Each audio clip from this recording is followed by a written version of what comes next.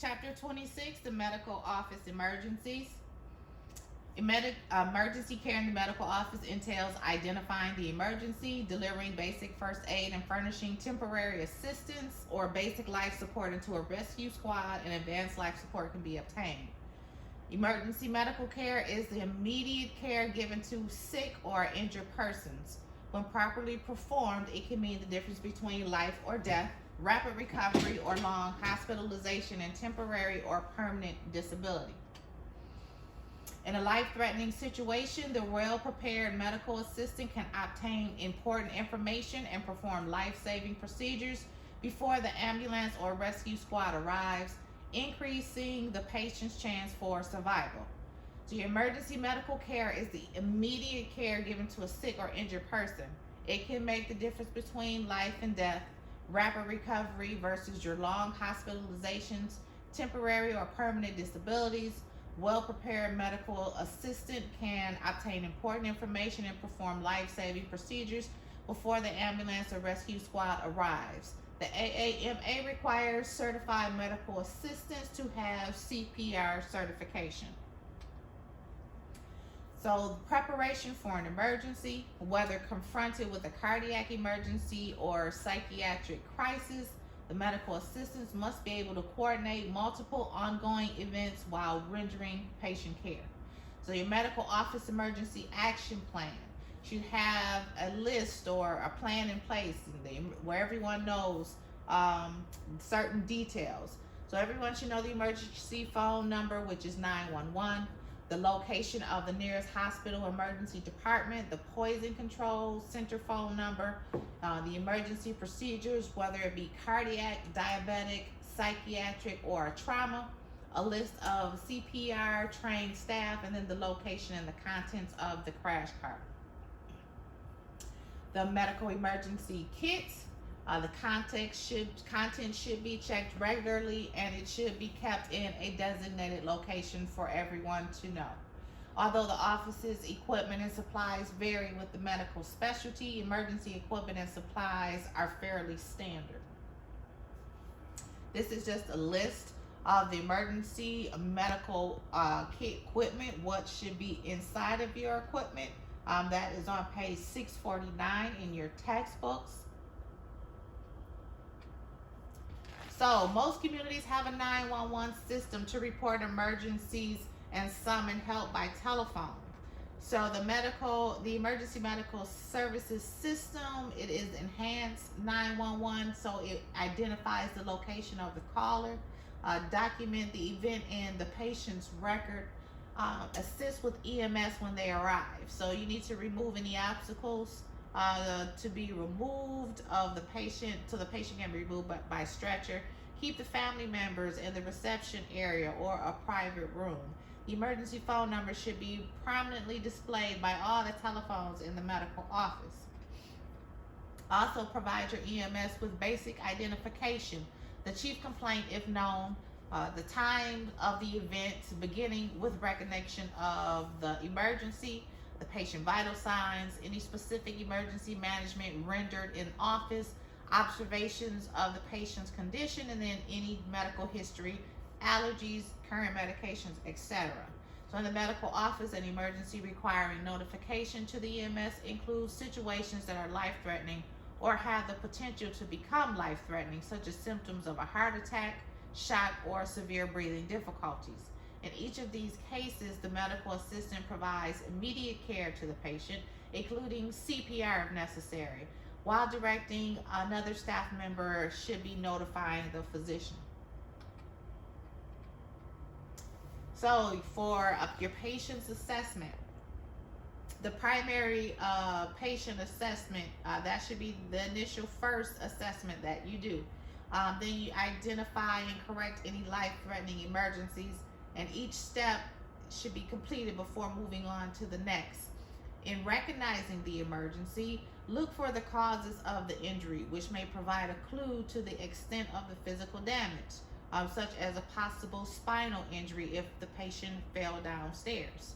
So the two primary objectives in assessment of the patient are to identify and correct any life-threatening problems and provide necessary care. when providing emergency care, do not assume that the obvious injuries are the only ones. So for the primary assessment, you are looking for responsiveness, for airway, for breathing, and circulation. For responsiveness, talking about responsiveness, once you are at the victim's side, an initial survey of the patient is to first step in emergency care. Checking for responsive means noting whether the patient is conscious or unconscious. So to check their airway, check and clear by the head tilt or head tilt chin lift. If there's a spinal injury, use the jaw thrust method. You want to check for breathing. So you're looking at the chest for the rising and the fall of the chest, or if there are any sounds of breathing. If there is no breathing, then you need to start artificial respirations immediately. Now they've taught us to start chest compressions before any emergency breathing. So for circulation, you want to check the carotid pulse, and then you are checking for the brachial pulse in infants. Checking for circulation by palpating the carotid pulse. The carotid pulse is seen in this picture here, which is located in the neck area right below the ear line. So evaluate circulation in adults and children by checking the carotid pulse, and in infants you're going to check for a brachial pulse. So if no pulse, then you want to start chest compressions or your automatic external defibrillator or your AED. Chest compression should be started if no signs of circulation, including a pulse, are present. So some medical offices may have AEDs as part of the emergency medical kit. This is a picture of an AED, which can be used to defibrillate a life-threatening heart rhythm. So after 30 compressions, you want to assess the patient's airway by using the head tilt chin lift method. So the head tilt chin lift technique for opening the airway, the head is tilted backward with one hand while the fingers of the other hand lift the chin forward. If suspected, the neck injury, open airway using jaw thrust method to avoid further injury to the spinal cord. So if there is a suspected neck injury, you want to use a different method for opening their mouths and tilting their heads back. So the jaw thrust technique for opening the airway, the hands are placed on either side of the head, and then the fingers of both hands grasp behind the jaw, the angle of the jaw, and then bringing it up. So once the airway is open, you want to evaluate the patient's breathing. Watch for up and down chest movement.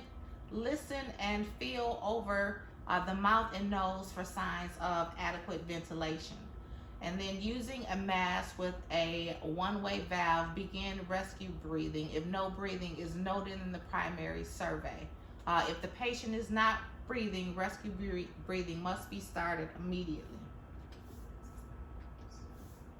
So the secondary assessment, you are assessing 4 different areas. The first is that you're looking at their general overall appearance.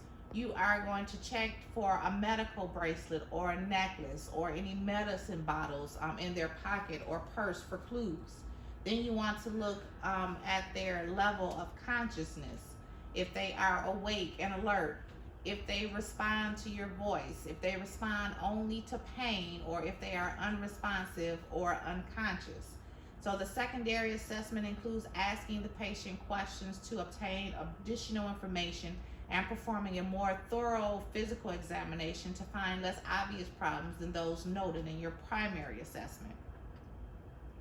You're going to check for and assess for vital signs. You're looking for a pulse, their respiratory rate, blood pressure, temperature. Patients who have altered skin temperature, patients who have been exposed to environmental temperatures, extremes, Patients with a history of infection, chills, or fever, or your children with known seizures. And your seizures are your abnormal discharge of electrical activity in the brain resulting in involuntary contractions of the voluntary muscles. You want to take a look at their skin and note the color. So now for the physical examination, a head-to-toe survey that includes the examination of the head and neck, chest and back, the abdomen, and extremities in this sequence should be done only after completing the primary and the secondary surveys. With the physical examination, this is usually done by the physician. The medical assistant must be ready to assist as needed, and then you are there just to continue to reassure the patient. So for the head and neck, you're looking for edema, which is swelling, any drainage, any bleeding, bruising, or loose teeth. You're looking for C-spine injuries. If the patient is threatened or you think that they have a spinal injury, then they should be immobilized immediately. You are going to look in their pupils with a flashlight, and this is what we talked about in an earlier chapter about Perla. You're looking for equality in size, dilation bilaterally in darkness or a dim light, the rapid constriction to light in both eyes, and then if the pupils react equally to light. So if a cervical spine injury is suspected, immediately immobilize the spine and avoid manipulating the neck during the examination of the head. As far as the chest and back, we're looking for respirations, any cardiac complaints, any rib fractures.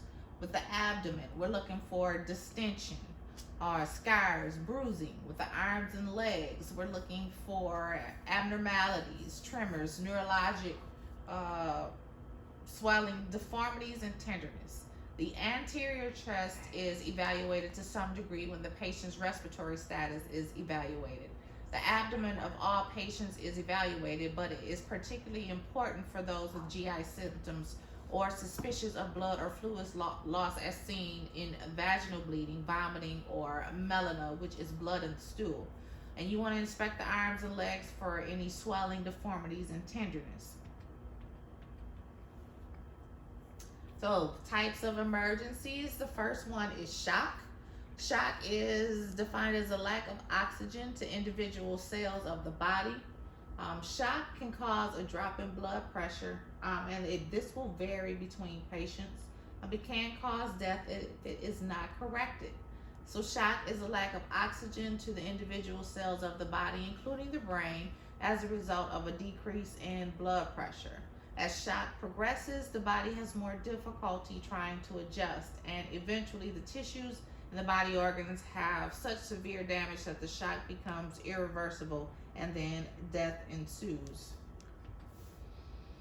So some of the signs and symptoms of shock would be low blood pressure, restlessness or signs of fear, thirst and nausea, cool, clammy skin, pale skin with cyanosis at the lips and the earlobes, and then a rapid and a weak pulse.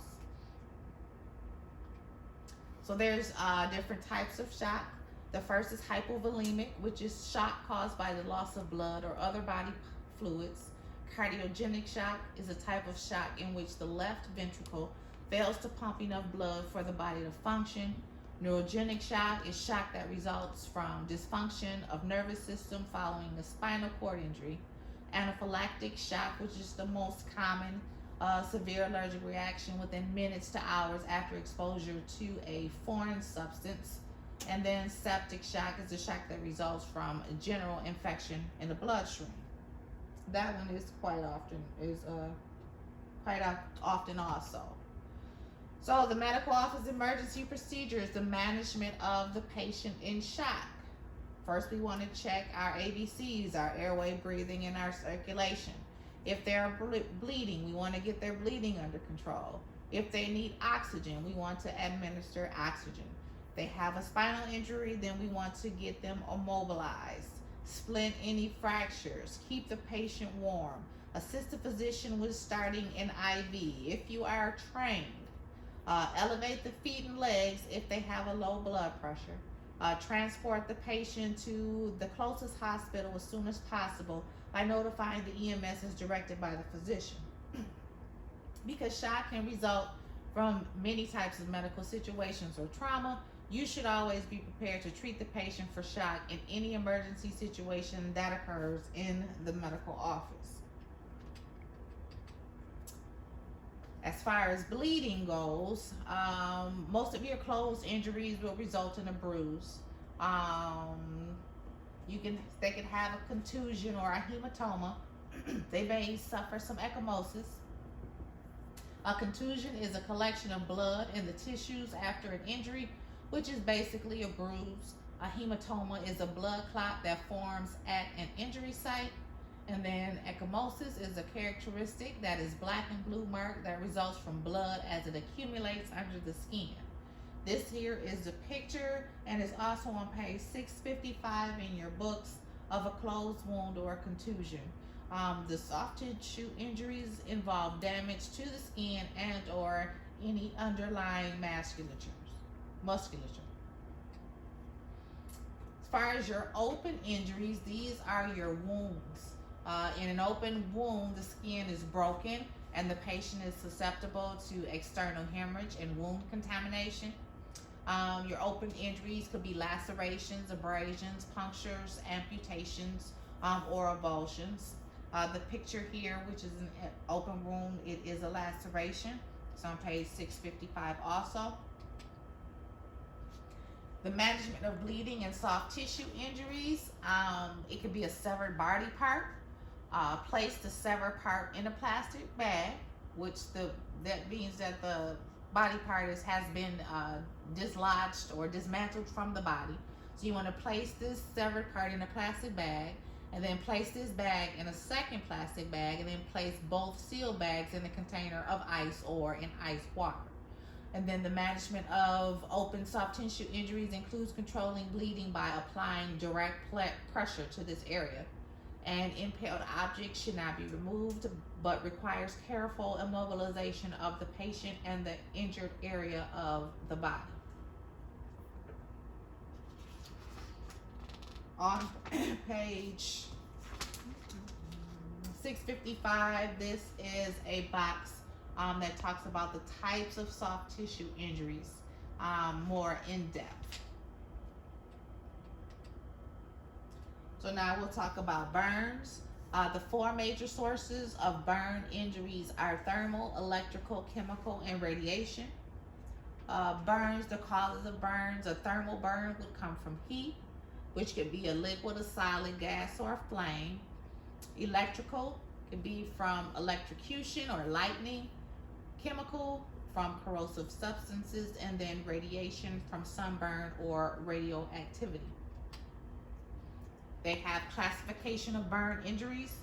Your superficial burns are burns that are limited to the epidermis. Your partial thickness burns are burns that involves the epidermis and varying levels of the dermis. Your full thickness burns are the burns that has destroyed all the skin layers. This here picture on page 656 in your books is a picture of a second-degree sunburn. So classification of burn injuries depends on the depth or the tissue layers that are involved.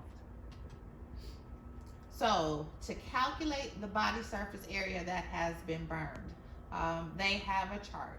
So for adults, how they calculate the area of burn or the extent of the body surface area that is burned, they use what they call the method of rule of nines. So the head would be considered 9%. Each arm is going to be considered 9%. Both will total 18. The front trunk or the top of the body is considered 18%.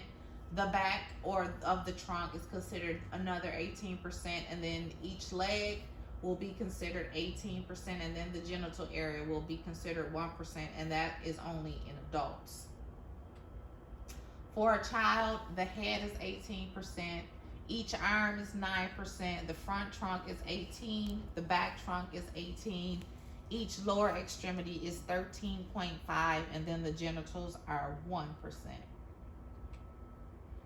So the management of the burn victim, they have guidelines. So you want to eliminate the source of burn by washing the area with cool water. Then have someone notify the physician and take the patient immediately to his examination or treatment room.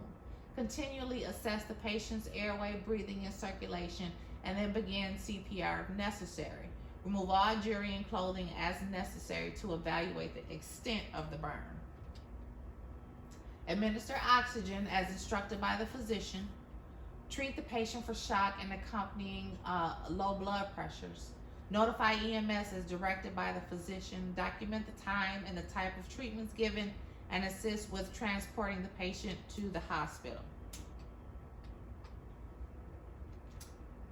For your musculoskeletal injuries, injuries to muscles, bones, and joints are some of the most common problems encountered in providing emergency care. Your musculoskeletal injuries could be due to trauma or disease. The degree of seriousness, it varies widely.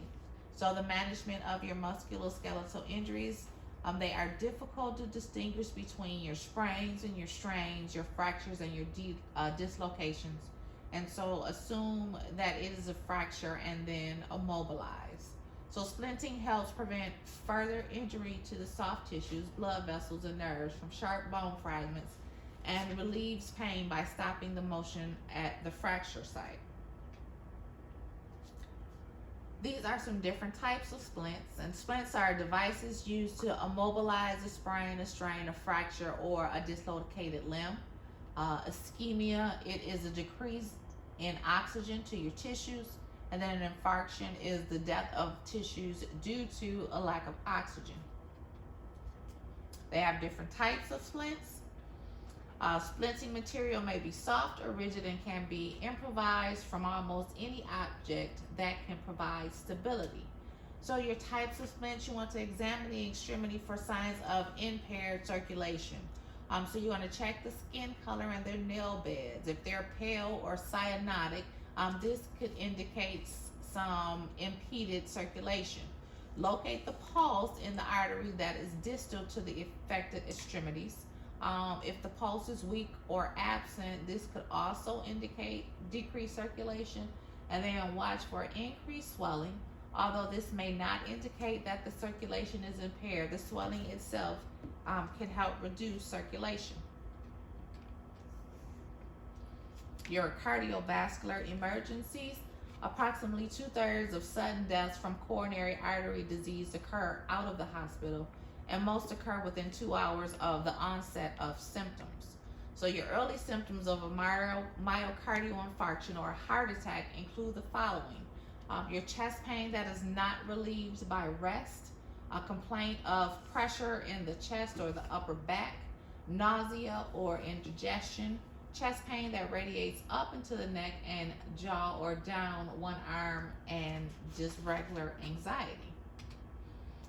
Your neurologic emergencies or seizure, it is caused by an abnormal discharge of electrical activity in the brain. Some of the causes in adults is that they have been diagnosed with epilepsy. It could come from a head injury or from drug toxicity. And then for children, it could be all of the above and an elevated body temperature. Throughout the patient's history, it is important when assessing seizure patients. In managing a patient having a seizure, you must give priority to assessing the patient's responsiveness, their airway, their breathing, and their circulation. So you need to know any information about previous seizure disorders, the frequency of seizures if they are recurrent, if they are on any prescribed medications for seizures, any history of a head trauma, if they are alcohol or drug abusers, if they've had a recent fever, a stiff neck as seen in meningitis, or history of heart attack, diabetes, or a stroke. You should not attempt to force an object between the teeth to prevent the patient from biting their tongue. Give them special care to clear and maintain the airway if the patient vomits or loses any consciousness. You need to turn that patient on their side and then suction if suction is available and if it's necessary. Then monitor the duration of the seizure and report that to the EMS. The most important thing you can do for a patient during a seizure is to protect the patient from injury. So your allergic and anaphylactic reactions. An allergic reaction is a generalized reaction that can occur within minutes to hours after the body has been exposed to a substance recognized by the immune system as foreign and to which it is oversensitive. Your allergic and anaphylactic reactions, they can be life-threatening, can result in airway obstruction, cardiovascular collapse or shock, and this is a severe form of an allergy. Your common allergens, it could come from drugs. 1% to 2% of people are allergic to penicillin. It could come from insect venom, foods that the patient or the person has ingested. It can come from pollen. So you want to ask the patient about if they have any allergies at every office visit. I told you guys that this is very important. Every time the patient comes into the office, you need to ask them about allergies because allergies and medications can change all the time. Check their medical record before administering any medication. So a person may have symptoms within several seconds after exposure to an allergen, or the reaction may be delayed for several hours. So our allergens are defined as any substance that causes manifestations of an allergen, usually a protein to which the body has built up antibodies. So as far as our signs and symptoms, the initial signs and symptoms of an allergic reaction may include severe itching, a feeling of warm tightness in the throat or chest, or a rash. So the primary rule is the sooner the symptoms occur after the exposure, the more severe the reaction is likely to be. As far as airway obstruction, cardiovascular collapse, and shock, it can occur if the situation worsens. And then you want to observe this patient closely for signs of airway involvement, because the primary cause of death is going to be airway obstruction. So the management of allergic and anaphylactic reactions, if they're mild, they may have to use a little bit of oxygen, some antihistamines, respiratory involvement, that is going to be some airway obstructions. They may need some epinephrine. A lot of your patients may have their EpiPens, and then if it's severe, then it needs to be treated for shock after restoring their respiratory function. So the steps, you need to stay with the patient and then have the physician notified. Help the patient lie down. Always checking for airway, breathing, and circulation. Checking their skin color. If their skin is warm, cover them with a blanket. If they're cold, on the physician's order, you may have to start an IV line only if you are trained for this certain procedure.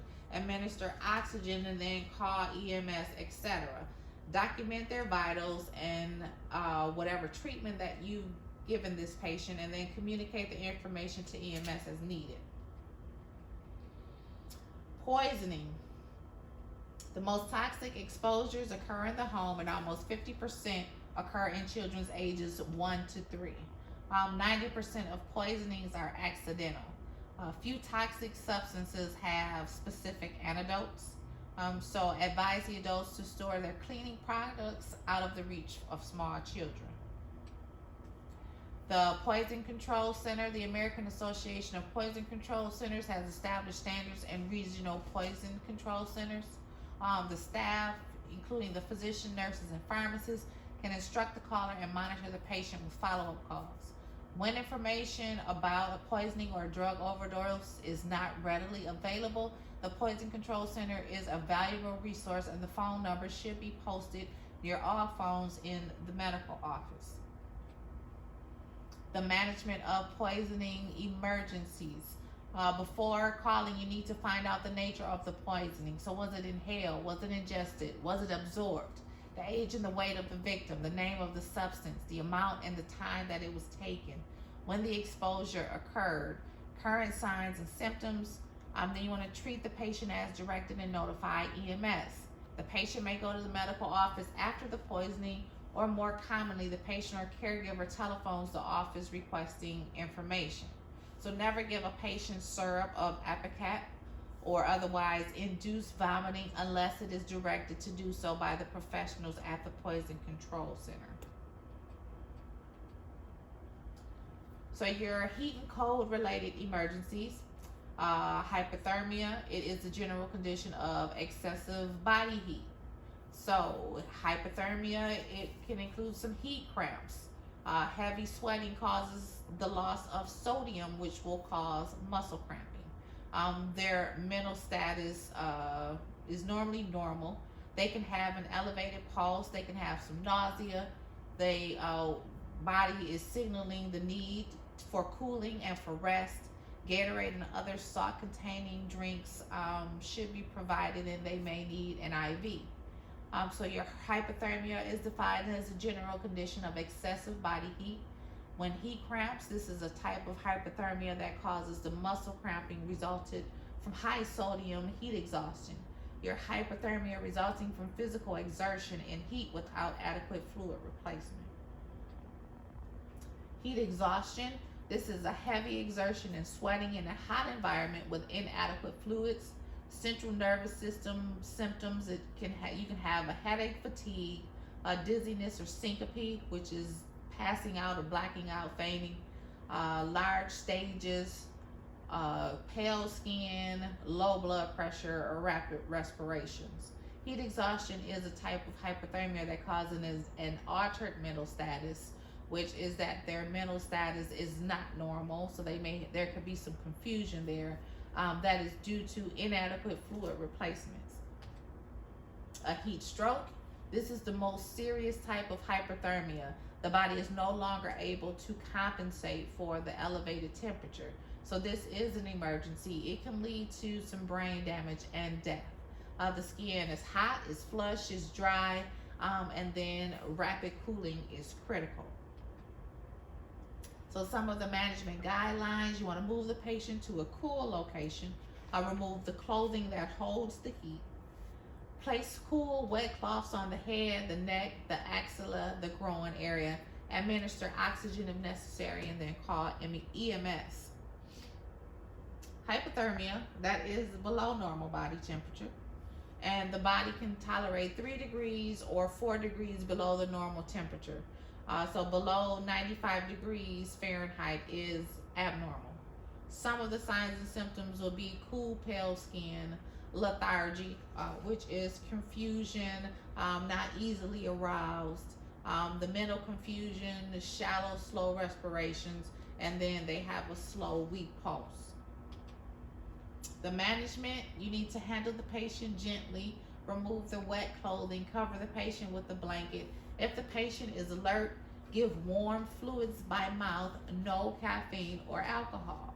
So the basic management of hypothermia, it includes handling the patient gently, removing the wet clothing, and then covering the patient to prevent further cooling. Frostbite, it is the freezing of exposed tissues to extreme cold. It could be fingers, toes, ears, nose. The frozen cells, what they do is they die. Superficial frostbite, the skin can be firm, waxy, you can have a gray or a yellowish tint. Loss of sensation, whereas your deep frostbite, the entire area feels hard. And then there will be loss of pain and sensation.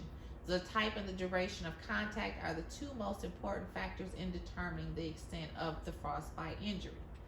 The management: you want to immerse the frozen tissue in lukewarm water, which is 41 degrees Celsius or 105 degrees Fahrenheit, until the area becomes pliable and the color and the sensation returns. Do not apply any dry heat. Do not massage. This may cause further tissue damage. Avoid breaking any blisters that may form. Upon direction from the physician, notify the EMS for transportation to the hospital. You want to make sure that you are assessing for hypothermia, and then the patient is very vulnerable to infection. So your behavioral and psychiatric emergencies: a psychiatric emergency is any situation in which the patient's moods, thoughts, or actions are so disordered, so disturbed that harm or death may result for the patient or others if no intervention occurs. Your psychiatric emergencies: patient's mood, thoughts, or other actions may result in harm or death to self or others.